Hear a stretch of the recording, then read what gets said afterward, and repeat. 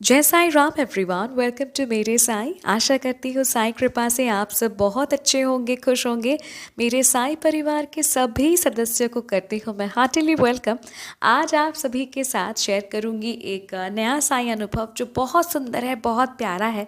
वैसे तो हर साईं अनुभव बहुत सुंदर होते हैं और ये साईं अनुभव भी बहुत सुंदर है, बहुत प्यारा है।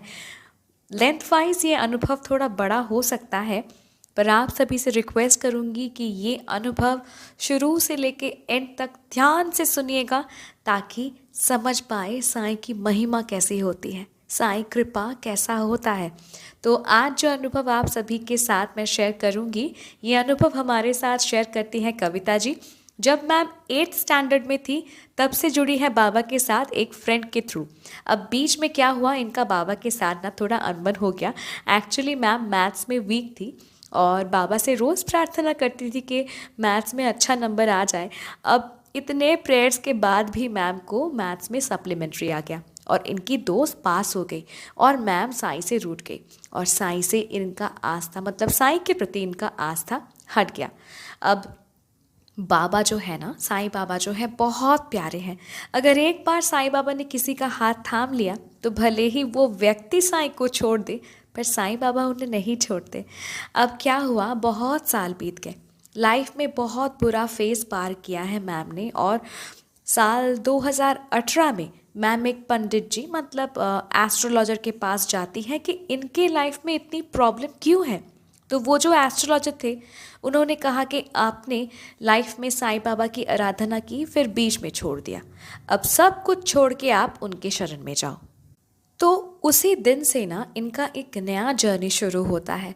उसी रात मैम सपना देखती हैं। सपने में वो बहुत हेजी फिगर देखती हैं जो कफनी पहने हुए उनके पास बैठे हैं और कह रहे हैं मैम को कि ठीक से चरण स्पर्श करो। तो जब मैम जागती हैं तो उन्हें एहसास होता है कि सपने में मैम ने साईं बाबा को देखा। अब मैम बताती हैं कि मैम केरला में रहती हैं और वो बताती हैं कि वहाँ साईं मूर्ति आसानी से नहीं मिलता। तो उसी दिन वो मार्केट जाती हैं, बहुत ढूंढती हैं और उन्हें साईं मूर्ति मिला और मैम अपने घर में साईं मूर्ति स्थापन भी करती हैं। ओके, आप सभी को बता दूं मेरे साईं परिवार के इनके घर में बहुत बहुत अलौकिक घटनाएं हो चुकी है, घट चुकी है। मतलब लिस्ट इतना बड़ा है कि किताब लिखा जा सकता है। तो मैम के 3 बच्चे हैं, एक बेटा और 2 बेटी। तो इनका जो बेटा है उसका साईं के साथ बहुत लगाव है। वो बहुत शौक से साईं की पूजा आरती करता है और साईं बाबा भी ना बच्चे को अपना साक्षात्कार देते हैं स्वप्न दर्शन के माध्यम से। मेडिटेशन जब वो करता है तो तब साईं बाबा, अगर कुछ बुरा होने वाला है तो साईं बाबा पहले ही उस बच्चे को कह देते हैं, मतलब मैम के बेटे को कह देते हैं। तो बहुत सारे अनुभव है जो मैम के साथ, इनके परिवार के साथ हो चुका है, पर उनमें से सबसे रीसेंट जो अनुभव हुआ है वो मैम हमारे साथ शेयर करती हैं। मैम की एक बेटी 10th स्टैंडर्ड में है और वो हॉस्टल में रहती हैं।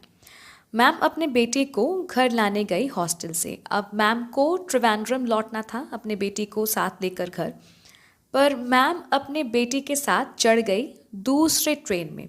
और जिस ट्रेन में मैम अपने बेटी के साथ चढ़ी थी उसी कंपार्टमेंट में सारे मेल थे, ठीक है। और उनमें से कोई ऐसे भी थे जिनको देखकर मैम को अच्छा फील नहीं हो रहा था क्योंकि वो शराब के नशे में थे। तो आप सब समझ ही सकते हैं, एक कंपार्टमेंट जहाँ पे सिर्फ 2 औरत, ठीक है, 2 फीमेल और बाकी सारे मेल, और उनमें से अगर कोई ड्रिंक करके रहा है, मतलब ड्रिंक करके चढ़ा है, तो इट्स नॉट कंफर्टेबल कि कोई भी औरत कंफर्टेबली उस ट्रेन में ट्रैवल कर सके। तो सेम सिचुएशन मैम के साथ था। मैम बहुत व्याकुल होकर साईं को पुकारने लगी और कहने लगी कि साईं आप हमारी रक्षा करो।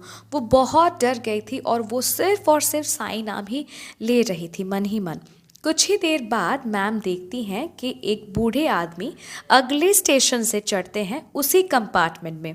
वो पैंट शर्ट पहने हुए थे और उन्हें देखकर मैम को ऐसा फील हुआ, मतलब मैम के मन से यही आवाज़ आई कि ये साईं बाबा तो नहीं। अब मैम बताती हैं कि बूढ़े बाबा के हाथ में ना बैग था।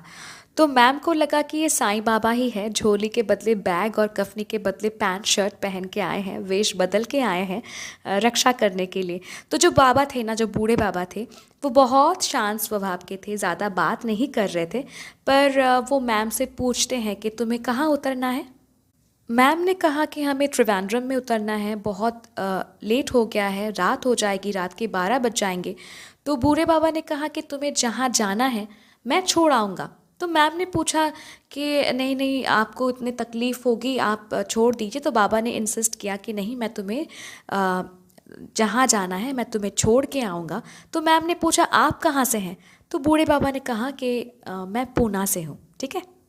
अब जैसा कि मैंने आप सभी से कहा कि मैम गलत ट्रेन में चढ़ गई थी अपनी बेटी के साथ, तो बूढ़े बाबा ने माँ बेटी को अपने साथ एक दूसरे स्टेशन में उतरने को कहा और मैम उतर गई, क्योंकि उनको विश्वास था कि ये बूढ़े बाबा और कोई नहीं, सिर्फ और सिर्फ साईं बाबा ही है। अब मैम अपनी बेटी से कहती हैं कि मुझे ना लगता है ये स्वयं साईं बाबा ही है। तो उनकी बेटी कहती कि मम्मी आप ना बहुत ज़्यादा सोचती हो, ऐसा कुछ नहीं है। अब रात हो चुकी थी बहुत, दोनों भूखे थे, कुछ खाया नहीं था। तो मैम ने पहले बूढ़े बाबा से पूछा कि आप कुछ खाएंगे। तो पहले बूढ़े बाबा ने मना कर दिया। फिर 4 डोसा ऑर्डर करने को कहा। तो मैम 4 डोसा ऑर्डर करती भी हैं। बूढ़े बाबा 3 डोसा खाते हैं और 1 डोसा छोड़ देते हैं। तो मैम को लगा कि साईं बाबा ने अपना प्रसाद उन दोनों के लिए छोड़ दिया। तो मैम और उनकी बेटी वो डोसा खा लेती हैं। तो खाना खाने के बाद बूढ़े बाबा ने कहा कि रुको, अभी बस आने वाली है। और मैम बताती हैं बूढ़े बाबा ने जैसे ही कहा कि अब अभी बस आने वाली है, तुरंत बस आ गई और बाबा ने कहा कि इस बस पे चढ़ो और सीधा अपने घर उतरना। मैम बहुत खुश थी कि रात में सही बस मिल गया माँ बेटी को, अब वो घर जा सकती हैं। और मैम ना उन बूढ़े बाबा का पैर छूती हैं, क्योंकि मैम बताती हैं बार बार उनको यही फील हो रहा था, मतलब दिल से उनकी यही आवाज़ आ रही थी कि ये बूढ़े बाबा स्वयं साईं बाबा है और कोई नहीं है। अब क्या हुआ, मैम बस में चढ़ती हैं और अपने बेटे को कॉल करती हैं और सारा इंसिडेंट बताती हैं और अपने बेटे से कहते हैं कि एक बार साईं से पूछो ना, जो हमारे साथ थे क्या वो स्वयं साईं हैं। ओके, तो वो अपने बेटे को ये पूछती हैं। अब आगे ही आप सभी को मैंने मेंशन किया है कि इनके बेटे को साईं बाबा दर्शन देते हैं, बातें करते हैं। तो सब सुनने के बाद उनके बेटे ने कहा कि आप घर आओ मम्मी, बाद में बात करेंगे इस बारे में। और मैम अपने बेटी को लेकर सेफली घर लौटती भी है। घर लौटने के बाद जब मैम फिर से अपने बेटे के साथ अपने परिवार वालों के साथ ये इंसिडेंट शेयर करती है, तो उनका बेटा कहता है कि जब शाम को मैं आरती कर रहा था तब बाबा ने कहा था कि तुम्हारी माँ और बहन मुसीबत में है, मैं जा रहा हूँ उनके पास, रक्षा करूँगा उन दोनों का। तब मैम को यकीन हो गया कि वो जो सोच रही थी उनका सोच सच था, स्वयं साईं बाबा ने उन दोनों की रक्षा की।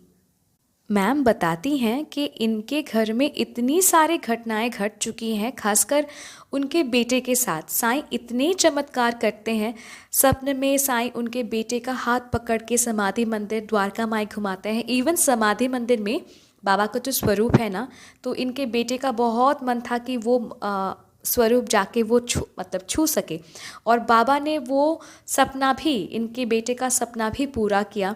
स्वप्न में उनके बेटे का हाथ पकड़ के अपना स्वरूप भी वो स्पर्श करवाते हैं। ठीक है, बाबा मतलब कितने अलौकिक घटनाएं घट चुकी हैं इनके घर में।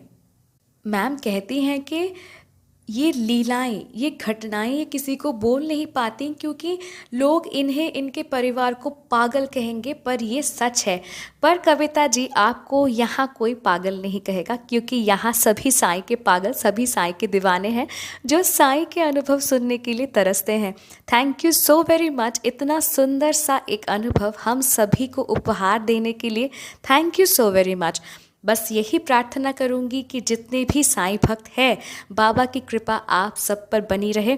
अगर अनुभव अच्छा लगा, अगर एंड तक सुना है, तो please like, comment and share कीजिए। अगर आप भी अपना अनुभव मेरे साथ शेयर करना चाहते हैं तो देर किस बात का, आप मुझे ईमेल कर सकते हैं, इंस्टाग्राम पे डायरेक्ट मैसेज कर सकते हैं, या फिर मेरे व्हाट्सएप नंबर में भी आप मुझे मैसेज कर सकते हैं। Email ID, Instagram account ID और व्हाट्सएप नंबर तीनों ही डिस्क्रिप्शन पे दिया हुआ है। अगर महिमा साईं महिमा अच्छा लगता है, साईं अनुभव सुनना अच्छा लगता है, बार बार सुनना चाहते हैं। जुड़ जाइए मेरे साईं परिवार से। मिलती हूँ बहुत जल्दी एक नए साईं अनुभव के साथ। टिल देन जय साईं राम।